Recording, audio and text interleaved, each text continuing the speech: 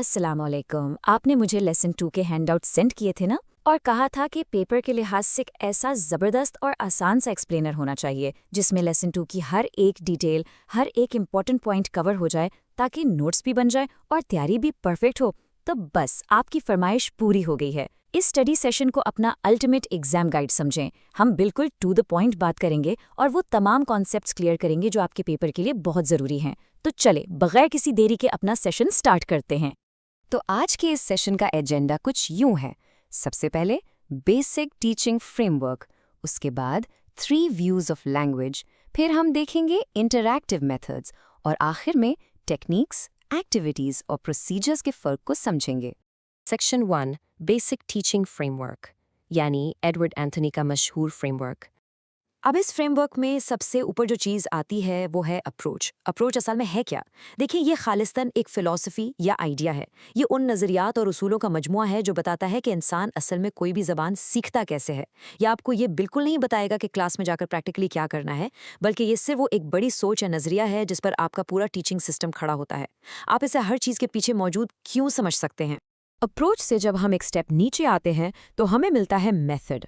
ये वो तरीकाकार या मैकेनिज्म है जो इस बड़ी सी अप्रोच को प्रैक्टिकल शक्ल में लाता है।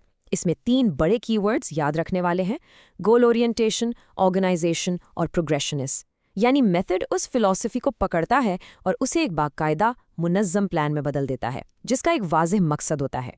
और बिल्कुल ग्राउंड लेवल पर जहां असल एक्शन हो रहा होता है, वहां हमारे पास आती है टेक्निक। ये वो मखसूस हिकमत अमली या ट्रिक है जो एक टीचर क्लासरूम के अंदर मेथड पर अमल करवाने के लिए इस्तेमाल करता है। ये आपका रोज़मर्रा का क्लासरूम एक्शन है। तो अगर मुख्तसरन याद रखना हो तो बस ये जहन में रखें: अप्रोच एक आइडिया है, मेथड एक प्लान है और टेक्निक आपका एक्शन है। अब यहाँ एग्जाम के हवाले से एक बहुत बड़ा ट्रैप है, इसलिए इसे गौर से सुनें।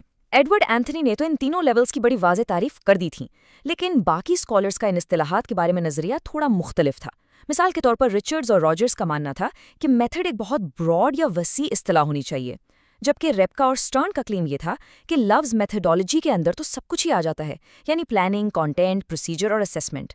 आपने इन मुख्तलिफ आरा को अच्छे से रट लेना है, क्योंकि एग्जामिनर्स MCQs में अक्सर यहीं से सवाल बनाते हैं कि किस स्कॉलर ने क्या कहा था।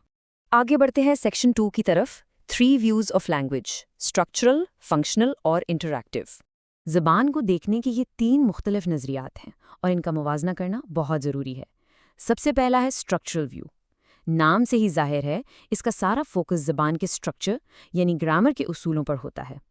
इससे जो टीचिंग मेथड्स निकलते हैं उनमें ग्रामर ट्रांसलेशन शामिल है, जहां रट्टा लगाने या याददाश्त पर जोर होता है, और ऑडियो लिंगुअल मेथड, जिसका मकसद ज़बान बोलने की आदत या हैबिट बनाना होता है।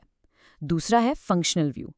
ये नज़रिया ज़बान को सिर्फ एक टूल या औजार समझता है जिसके ज़रिए आपने कुछ मखसूस काम या फंक्शंस पूरे करने होते हैं। इसमें मुख्तलिफ सिचुएशंस के हिसाब से कंट्रोल वोकैबुलरी और ग्रामर सिखाई जाती है। और तीसरा है इंटरैक्टिव व्यू। इसका मानना है कि ज़बान का असल और वाहिद मकसद लोगों के दरमियान समाजी ताल्लुकात बनाना है। इसमें कम्युनिकेटिव लैंग्वेज टीचिंग जैसे तरीके आते हैं, जहां आपका सारा फोकस रियल लाइफ बातचीत और इंटरैक्शन पर होता है। अब आते हैं सेक्शन 3 पर, इंटरैक्टिव और दीगर मेथड्स। ये टॉपिक 010 का ब्रेकडाउन है। इंटरैक्टिव कैटेगरी पेपर के लिहाज से बहुत अहम है, इसलिए हम इसमें शामिल 6 मखसूस तरीकों का क्विक रिव्यू कर लेते हैं ताकि ये आपको फिंगर टिप्स पर याद हो जाएं। Number 1, direct method. इसमें आप ट्रांसलेशन बिल्कुल नहीं करते, बल्कि कॉपी करके या इमिटेशन के जरिए डायरेक्ट टारगेट लैंग्वेज सीखते हैं। Number 2, CLT। यहाँ इंटरैक्शन ही आपका डूल है और इंटरैक्शन ही आपकी मंजिल है। Number 3, community language learning. इसमें सबसे अहम लफ्ज़ ट्रस्ट या बाहमी एतमाद है। स्टूडेंट को एक कम्युनिटी का मेंबर समझकर पढ़ाया जाता है। नंबर 4, साइलेंट वे। जैसा कि नाम है, इसमें टीचर ज़्यादातर खामोश रहता है और तलबा को खुद लैंग्वेज मटीरियल इस्तेमाल करके प्रॉब्लम सॉल्व करनी होती हैं। Number 5, suggestopedia. ये बहुत मज़े का मेथड है। इसमें क्लासरूम को तस्वीर, रंगों और म्यूज़िक की मदद से बहुत रिलैक्सिंग बनाया जाता है ताकि दिमाग जल्दी सीखे। और नंबर 6, TPR यानी टोटल फिजिकल रिस्पॉन्स। इसमें टीचर आपको टारगेट लैंग्वेज में कोई कमांड देता है, जैसे स्टैंड अप, और आप फ़ौरन फिजिकली वो काम करके दिखाते हैं। इन तमाम कीवर्ड्स को अपने जहन में अच्छे से बिठा लें। और अब हमारा आखिरी सेक्शन 4, टेक्निक्स, एक्टिविटीज़ और प्रोसीजर्स। ये टॉपिक 011 की वो इस्तिलाहात हैं जो स्टूडेंट्स को सबसे ज़्यादा कंफ्यूज करती हैं।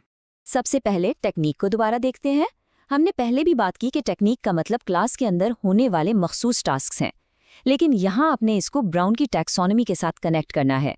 ब्राउन ने इन टेक्निक्स को 3 लेवल्स में डिवाइड किया था: कंट्रोल्ड, सेमी कंट्रोल्ड और फ्री टेक्निक्स।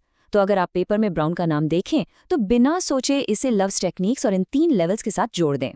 अब आते हैं इन 2 टर्म्स पर जो सबसे ज्यादा मिक्सअप होती है, एक्टिविटी और प्रोसीजर। इनको याद रखने का एक बहुत ही सिंपल और शॉर्टकट रूल है। एक्टिविटी का ताल्लुक हमेशा स्टूडेंट से होता है।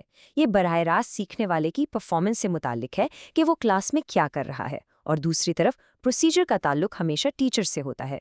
ये पढ़ाने के तरीकों और टीचर के रवैयों से मुताल्लिक है। बस ये याद रख लें, एक्टिविटी मतलब स्टूडेंट और प्रोसीजर मतलब टीचर। ये क्लियर हो गया तो MCQs में कभी गलती नहीं होगी। और लें जी, इसी के साथ हमने लेसन 2 के तमाम इंपॉर्टेंट पॉइंट्स कामयाबी से कवर कर लिए हैं। हमने फ्रेमवर्क्स को समझा, व्यूज ऑफ लैंग्वेज को कंपेयर किया, इंटरैक्टिव मेथड्स की लिस्ट देखी और मुश्किल टर्म्स का फ़र्क भी क्लियर कर लिया। आपके नोट्स भी तैयार हैं और कंसेप्ट्स पे। अब आज जब आप इन पॉइंट्स को रिवाइज करें ना, तो इस सवाल पर ज़रूर गौर कीजिएगा। जो कुछ भी हमने आज पढ़ा है उसके मुताबिक आपके अपने पर्सनल सीखने के अंदाज के लिए कौन सी अप्रोच या मेथड सबसे ज़्यादा सूट करता है। इस पर सोचें, इन थ्योरीज को ज़रा खुद पर अप्लाई करके देखें। मुझे पूरी उम्मीद है कि आपकी तैयारी अब बहुत ज़बरदस्त हो चुकी है। आपके एग्जाम्स के लिए बहुत बहुत गुड लक। मिलते हैं अगले सेशन में।